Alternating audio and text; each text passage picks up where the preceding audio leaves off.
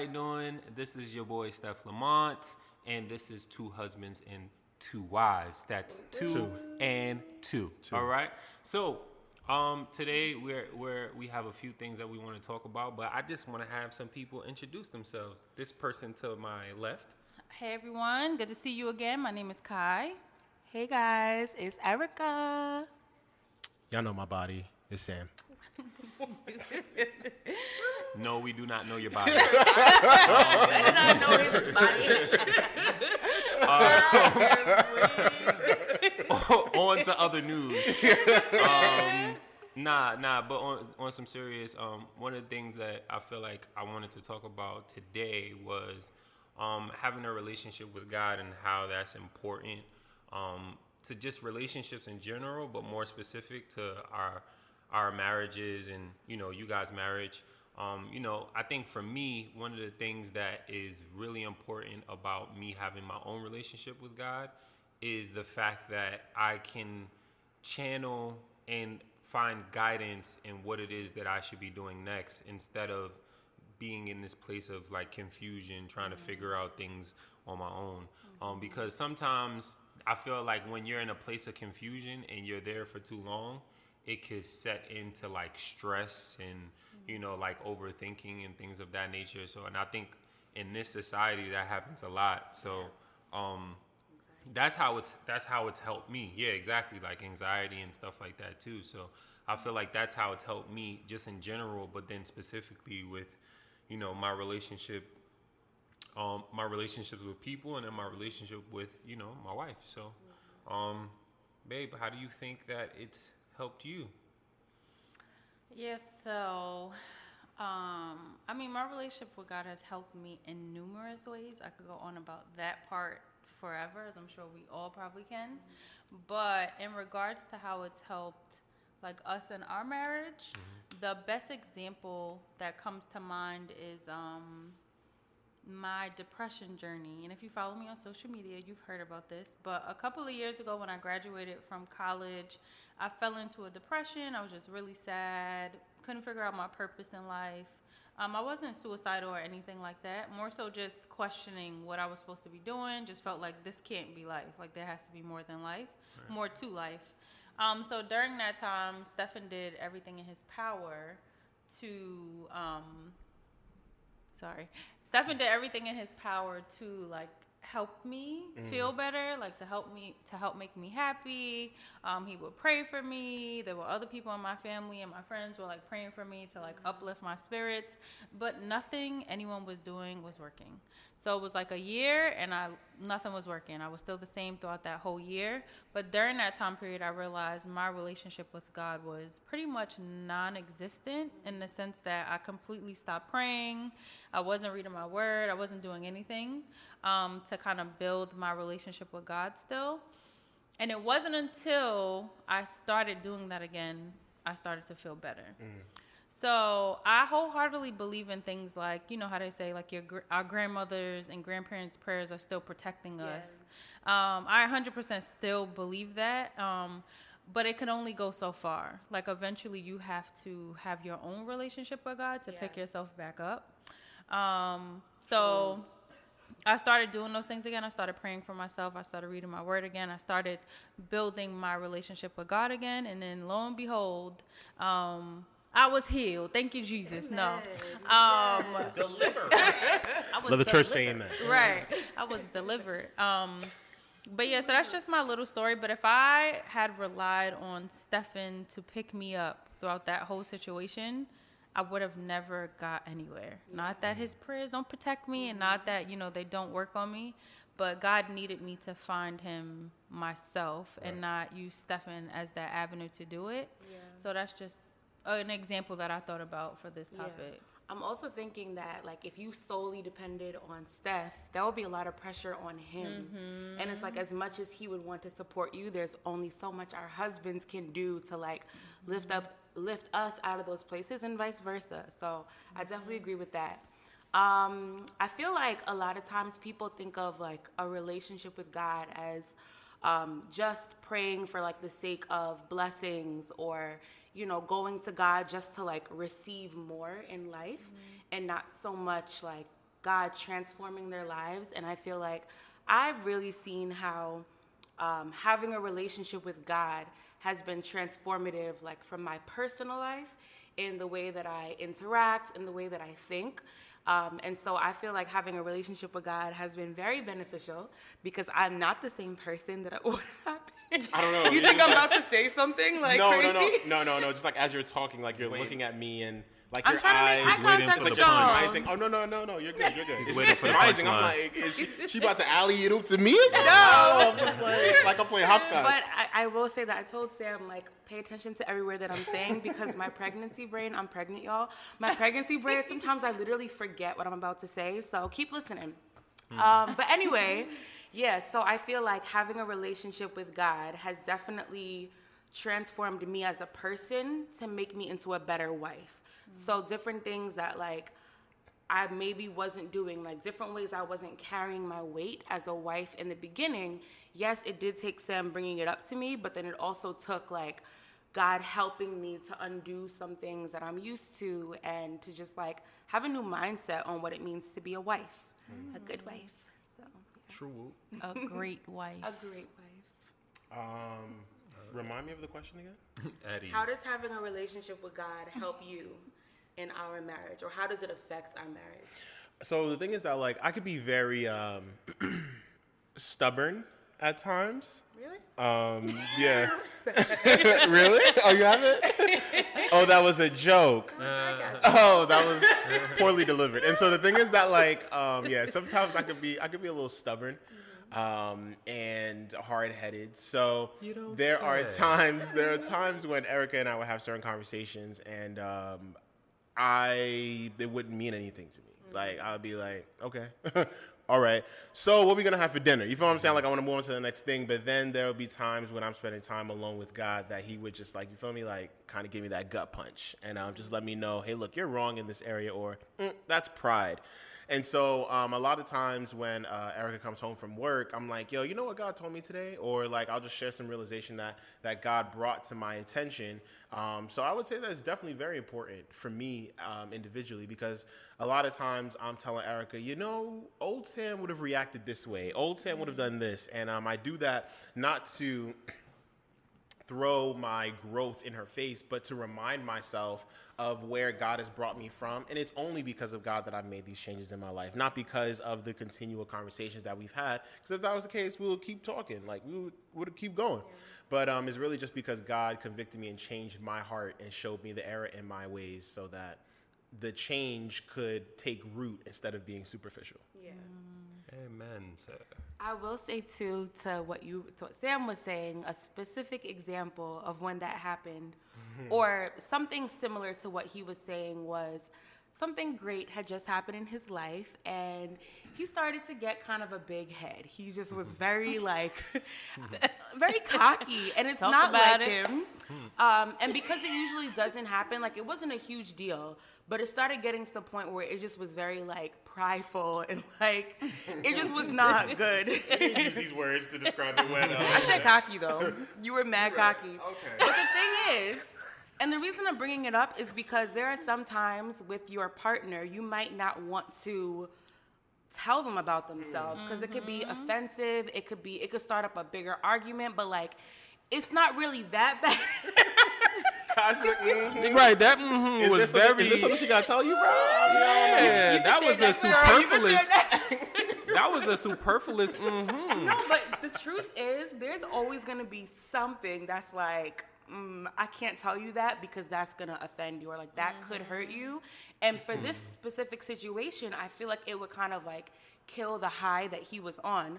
But instead of me like just telling him like, yo, you acting mad, like cocky, your head is getting too big, it was a situation where he came back the next day and was like, I've been kind of prideful. Like, God has shown me that I've been really prideful. And I'm like, thank you, Lord. Like, I didn't have to say it. And the truth is, I didn't pray about it. I wasn't like, God, reveal this to him. But because you had your own relationship with God, you were able to come that realization, and it saved us an argument. Yay! And I could definitely say that what helped me come to that realization was, as we said, like spending my own individual time with God, to where I not only, like, it wasn't just like I was spending time with God, like, oh, hey, yo, you prideful. But no, it was like me praying about whatever it was that was weighing on my mind, and him showing me that, like, I was operating out of pride to try to fix it myself, but also, like, I wasn't relying on him and I was relying on myself, hence why I was coming out the way that it was. So it was like through that process of him showing me the deficiency in myself, he kind of like put it in this big umbrella and be like, yeah, you got to chill. So, yeah, and that's what made me come to you. And I think that the transparency and me vocalizing that to you was also very helpful and very important as well. Yeah, definitely. And I think that is something that we all have to do, because it helps all of us, like, hold each other accountable. I feel like that's actually a good topic to talk about too. Like, what types of things do we do for one another that we feel like is holding the other person accountable to the things that they may need to do in the present or in the near future. So I guess we could speak on that a little bit too. So you have any examples of things that you do to hold me accountable? Well, I vividly remember bringing someone up to you before, and you was like, I don't remember exactly what the topic is, but I kid y'all not, Stefan was like, all right, we're not perfect. Like, nobody is perfect. Like, you know what I was talking about? Right. I tried to hold him accountable. He hit me with the nobody's perfect. Like, and I'm like, okay, but that is not what you're supposed to be doing. Do you remember what you said though? Do you remember what you said to me that made me say that? Yeah. I responded. Yeah, I actually do remember what it is right now. I just Okay, don't know so if you say want it. me to say it. I don't know if you want me to say it. I I don't know if you want me to say it. I don't know. We might have to cut this part out. Right. It was when you were watching porn and you weren't supposed to, and I asked you how you were doing with that, and you was like, yeah, I still been watching it. And I was like, well, you told God that you weren't gonna watch it anymore, and he was like, nobody's perfect. And I was like, okay. That is awkward, though, to have to respond to that from your partner. No, because I wanted to get a better understanding of why I was saying nobody is perfect. Okay, all right, I take the L. But do you feel like that helped you? Do you remember if me bringing that up to you at that moment helped you at all? Nah, definitely. I think that Okay. I think it did help me, and I think that and that's I'm actually happy that you did bring that up, because I feel like even in those moments, right, where you might have somebody that responds the way that I responded, that doesn't mean that they're not going to reflect on what it is that you brought up either. Because, like, I still probably needed to hear that, even though I may not have responded to it the way that I should have.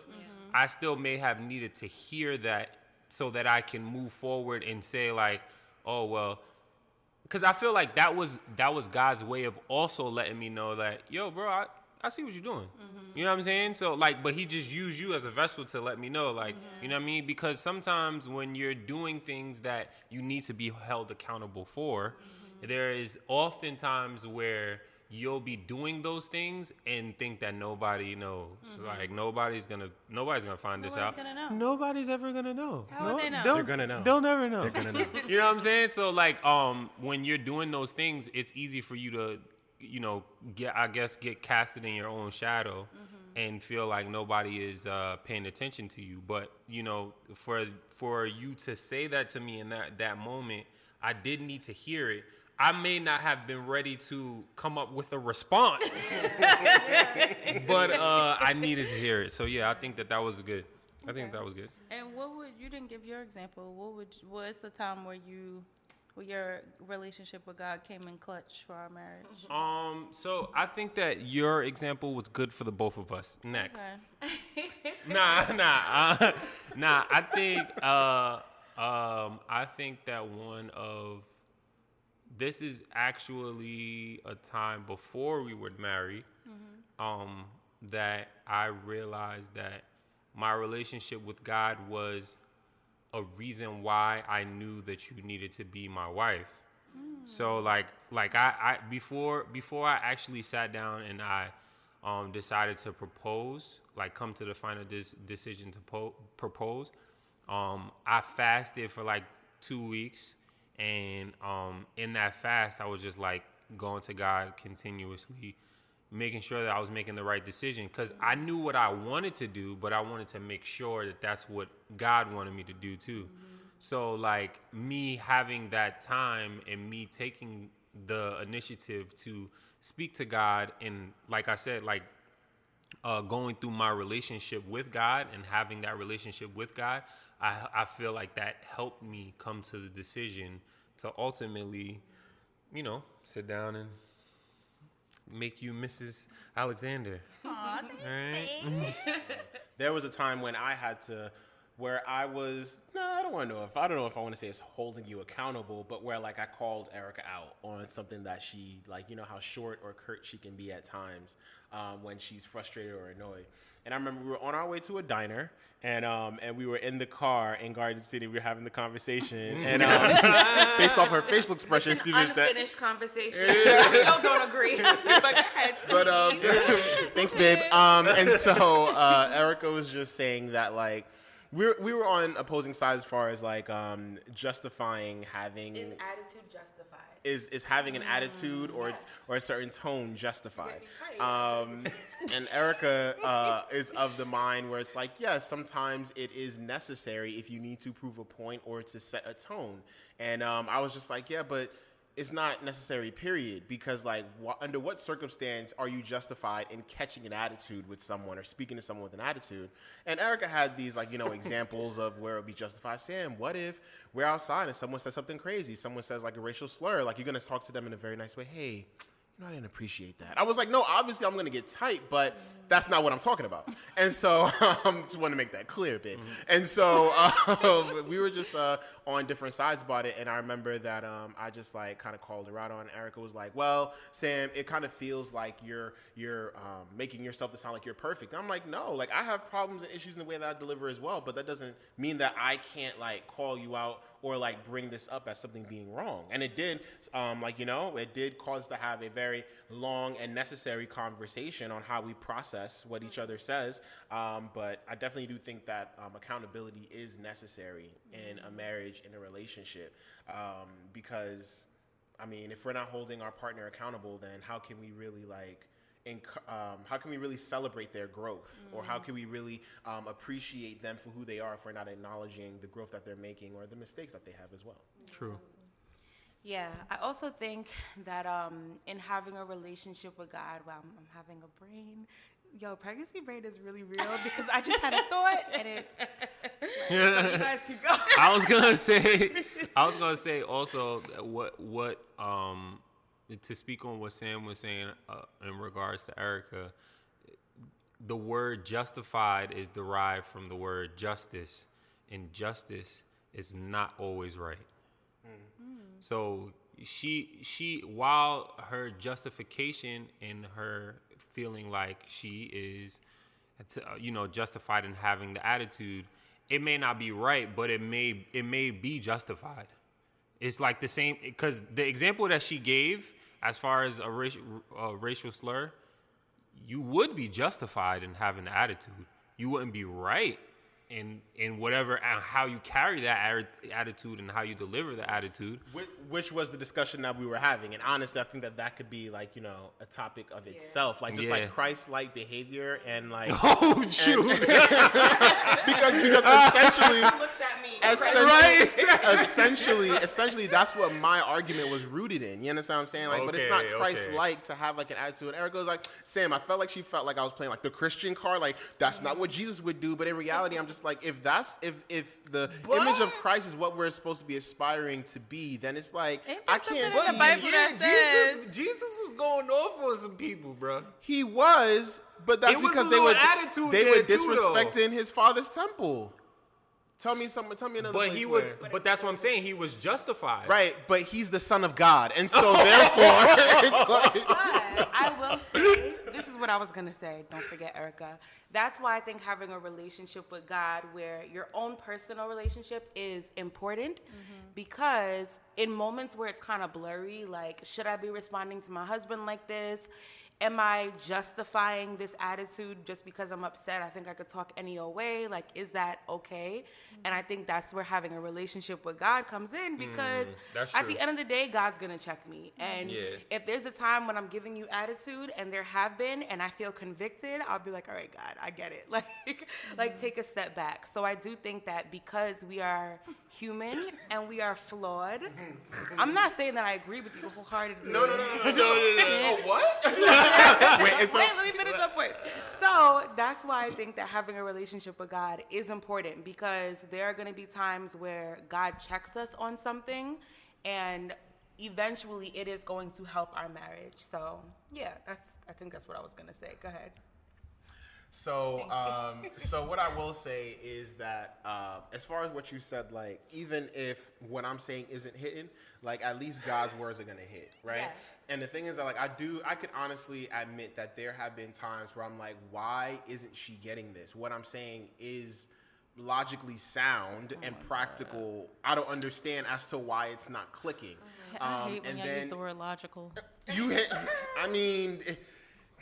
If it's tomatoes. up, then it's stuck, right? Men are logic beings, while women are feeling beings. All right, continue. Feeling, emotional based, but I mean that's proven. True. If we could sit here and say that it's proven that women develop at a faster rate than men, tune into episode 2. Then therefore, I think that we could agree that oftentimes men are more logical. I'm not going to say, I'm not going to just have that blanket statement, because women can do whatever they want. Right. Women run the world. By average. I'm here, By black average. women. Hallelujah, and Black History Month all year. And so I definitely think that, like, there are times when I do get frustrated at the fact that, like, I feel like my points aren't hitting.